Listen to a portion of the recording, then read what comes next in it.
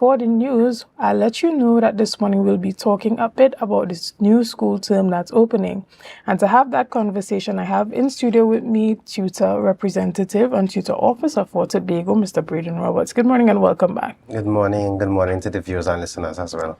It seems like it's just yesterday that we were chatting, and I asked you, how do you feel about the school repair? And you indicated to me that there was no information available as yet for you to comment on. This morning you're here, but we're in a different position. I'm guessing more teachers or more principals have come out to really talk about the state of their schools or their plans, as we refer to since our last conversation.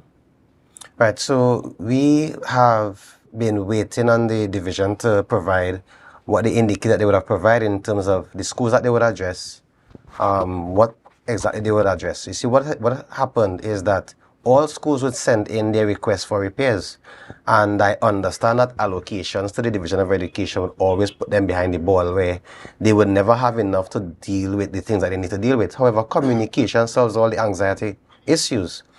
So we have not had that communication with principals, so that these schools have just been there waiting to see if contractors would come. No one is communicating with them to indicate to the schools, this will be done this year, this would not be done based on budgetary allocation. So these principals and teachers have been calling and been complaining about, the repairs have not been happening at their schools and so forth. So we have asked of the division repeatedly. You see, once there's transparency, it's easier to collaborate with shortcomings and so on, but there isn't any transparency.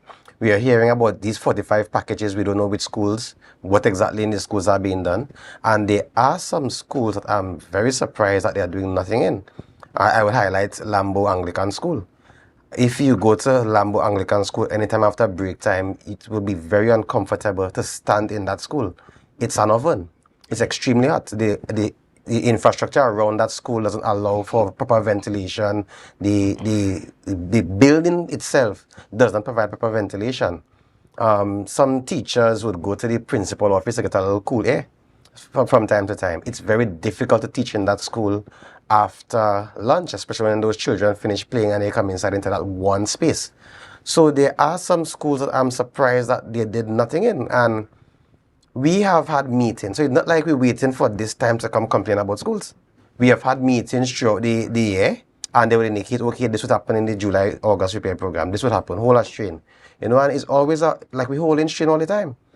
Give that communication as to how are you scheduling these things, so at least we don't have to have these disappointments with unmet expectations every September morning. Totally understood. Now, school repair is not something new. We've been repairing schools since the schools have been built, having that maintenance in place. But yet, every July, August vacation, we tend to be facing the same issues. Tutors cited that they believe that the changing in leadership, the frequent changes in leadership, plays a key role in these delays. Can you comment on that a bit? Well, it's very difficult to work on issues when ever so often is a new administrator who has to come and get an understanding of the work, how deep it is, because the Division of Education, as much as I would come and complain about the issues, is not an easy division to manage at all. It's very dynamic. It's a lot of things that one secretary and there's no assistant secretary at this time, an administrator to manage. It's a lot of work. It's a lot of different aspects of the Division of Education. So when you have these frequent changes in HR and these frequent changes as administrator and so forth, it takes some time to really get back to pace with the issues. And then there's another change again. It's within my 6 years as Tobago officer, I have dealt with 6 administrators. So you sometimes you're grateful when you have an administrator who really getting things going, and before you look around at the administrator again. But that aside, the allocations, I'll always speak to this. Majority of the Division of Education issues is the funding that they have available. So the allocations to the Division of Education, so whatever chief add, finance, whatever they do, they need to understand that we are setting up a Division of Education to always fail. We never having enough money to do with the repair program. Having 20 million last year, not meeting the needs. should be an indication of what you would need for this time around. And we are still having a shortcoming in terms of the financial allocations to deal with repairs. We have these how many millions of gratuity and increments, always complaining about these things. The division is not being financially resourced to really handle the issues that plague our teachers from time to time. And I would always say repairs is a significant issue, as it's not just teachers, there are children who are going to be in those spaces. And even like my visits to the Division of Education, even the Division of Education building needs attention. So that would have had a role to play with some of the late salary issues that we would have had this time around. The allocations, and I'm saying the secretary, the administrator needs to do the advocacy within their THA, and then the THA needs to have that forceful advocacy with central government to ensure allocation. It's not for a tutor to understand it had no money and leave teachers to face what they're facing. No, we have to fight for betterment, and that's what we are consistently doing. And tell us a bit about how, well, first of all, before we even get into that, tell us about this late salary issue and the entire IT server problem that, sparked this late payment for teachers that we heard about in our news in 90 seconds in the opening. Right, but even outside of the shortcoming of the division in terms of the IT and the release of the funds and so on, it's not the first time it has happened. Why I'm bringing it to the fore now, we have spoken in the past, when you all have challenges in payment and meeting the dates, communicate to the teachers. So they have email addresses for all the teachers. There's a FAC email, and they would agree in meetings, yeah, it's a good idea, It does not happen. So I do not know which is the communication unit in the Division of Education able to have those information sent to the teachers. But to imagine a long weekend like we just experienced. Thursday, person saw no salaries, Friday, no salaries, then you had a long weekend. We believe that, a 2 days late shouldn't hurt anybody, but there are many persons living month to month based on whatever circumstances, challenges within their family, whatever it is. It's not for me to judge their financial capability and their capacity. So when you don't communicate whatever shortcoming there may be, it's a possibility. You see it Wednesday reach and you're having challenges, Thursday reach you're having challenges, communicate with the teachers. So I went into the division on Friday. I was told that they were working on resolving the issues. They would communicate with me before the day's out. I didn't get any further communication. I went in there yesterday and I was informed that they did send the releases on Friday. However, based on the bank, it may take some time to show up in some of the teachers' account. But it's not for tutors to be running down the division for information to share with the teachers who are their employees. It's the communication of it and the lack of communication and the unmet expectation that causes frustration. We don't want frustration entering into a new academic year. Understood. And the impact of this on teachers as they prepare to go back to school for the new school term next week. Tell us about that. Well, I would always ask of the teachers, let tutor do the fighting and that aggressive work with the division and so on, because we want them in that space where we are giving our children our best. We can't afford to do less than our best. We are seeing what is happening in society. Education is what breeds the future generation, and I would not encourage anything less than the best from our teachers. So the moral, yes, there are challenges, but we always, seek to encourage and motivate our teachers while we work on the issues. So if you notice, we are not encouraging teachers to stay out from work. There are a lot of schools that are not so fit for occupation that we ask the teachers to just stay on while we work on fixing those things. That is not tutors' role to keep teachers in an unsafe environment. But we try to have that compassion and the passion for our job where we are delivering as best as we could. However, it cannot be where they are continuously put to pull the slack. Totally understood. Now, from the tutor side, what would you like to be? You said that you want them to utilize the channels. They already have access to all the teachers' email. They should put in that communication strategy to have that constant communication. But moving forward, as it pertains to strengthening the relationship between teachers and the division, is that your only recommendation? Yes, well, communication is always key. Even in basic, simple relationships, communication would aid in alleviating any of the concerns and so on that some persons may have. Especially when you have teachers who are not at the right salary point, they're not having increments, they're not getting their gratuity.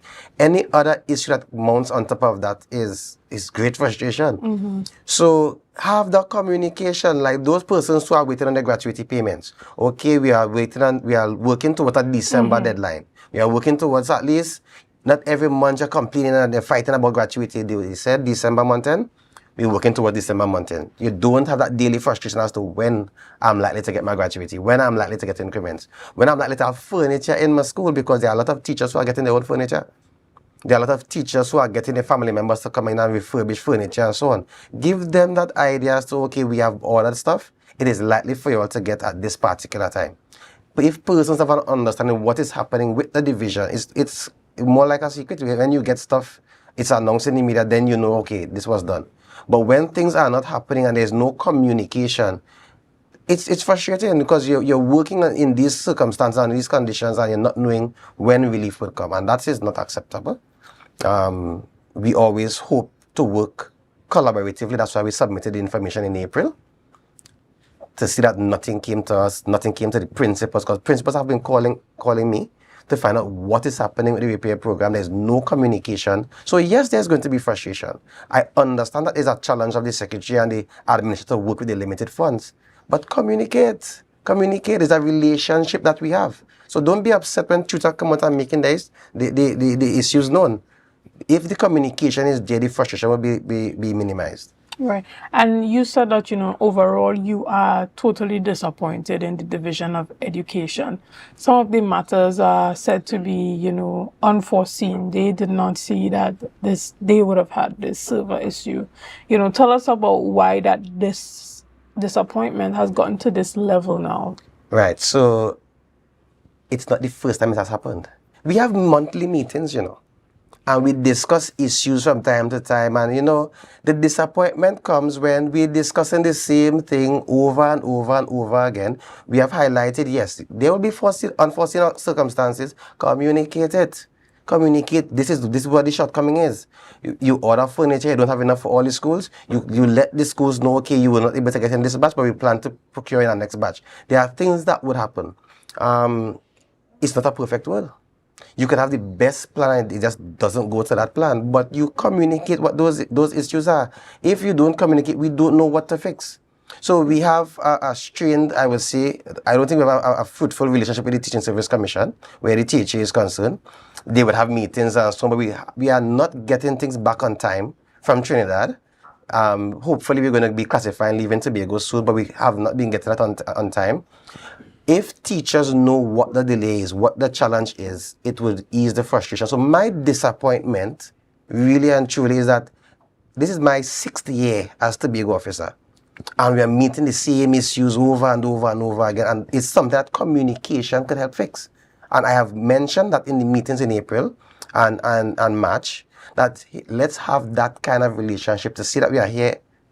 Same thing. That is not acceptable at all. Right. Moving forward, where does tutor stand as it pertains to, moving forward and specifically advocating for this school repair project to be done in a more timely manner?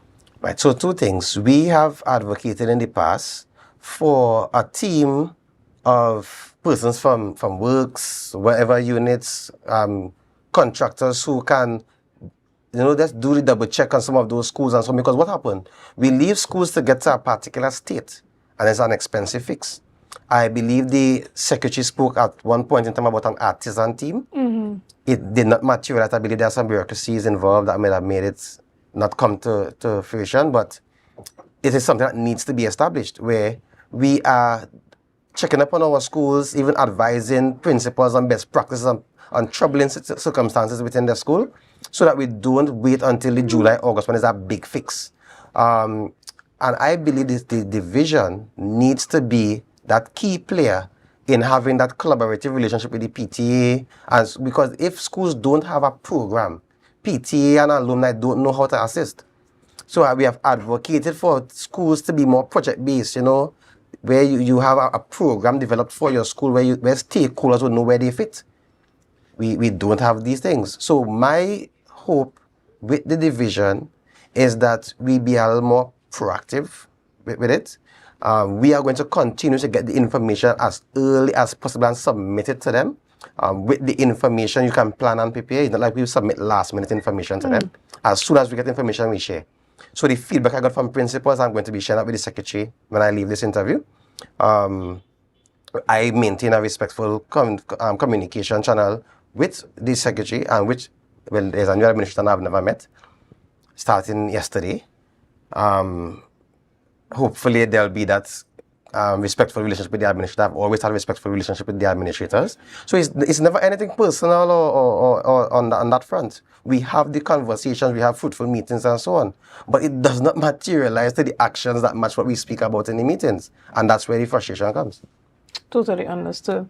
Well, we're about to round up this morning's discussion. Is there anything that you want to leave with us before we end our conversation this morning? So I will shift to the positive note of it. I always try to end positively. I know Signal Hill Secondary, Bishop Secondary, and a certain which other school has their orientation this morning where the first formers are coming out and so on. I know there's a bit of excitement for the parents and the students getting to their new school. Teachers who are having their last minute preparations, they'll be back out tomorrow and Friday before the start of the actual teaching days starting next week. I trust that we take the education, that is a costly thing. We're seeing we're not even having enough money to do all the repairs and so on. Education is quite costly, and I trust that all stakeholders make the best use of the expenditure, the injection of the government, that we get what education is supposed to be. I think education serves those who are disciplined. We need to work on the discipline of our students. A disciplined mind can learn anything. The undisciplined ones are the ones that are giving us some troubles, and it's bringing that additional expense that we would want to curb. So I trust that we are more focused and purposeful in our education as we look forward to this academic year. Thank you so much, Bradon, and thank you for all the work that you're doing to represent teachers on the island of Tobago. Guys, we're going to take a quick break right here, and we'll be back with much more conversation after this. See you soon. It's a brand new morning, rise up to a brand new dawning as the passion start to rise.